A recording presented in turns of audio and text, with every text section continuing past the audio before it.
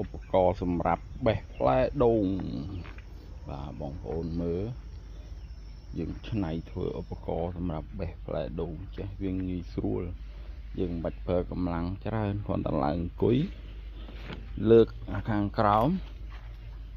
ឡើងលើកអាលើឡើងលើកអាក្រោមឡើងលើកអាលើឡើងទៅដល់ចុងបេះផ្លែដូងបានសម្រេចហើយឃើញទេ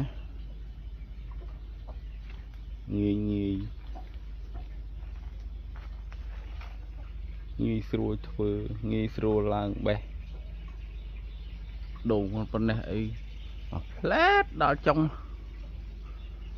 នេះយើងមានលេខវាហើយសម្រាប់ដូងដើមតូចអញ្ចឹងយើងដាក់លេខក្នុងមកដល់ដូងធំយើងគល់វាធំយើងដាក់លេខខាងក្រៅហ្នឹងអញ្ចឹងអានេះក៏អញ្ចឹងណាឃើញទេមានលេខវាគល់ដូងវាច្រើនតែធំជាងចុងអញ្ចឹងយើងត្រូវមានលេខ3សម្រាប់គល់ធំគល់តូចអញ្ចឹងណាអូខេ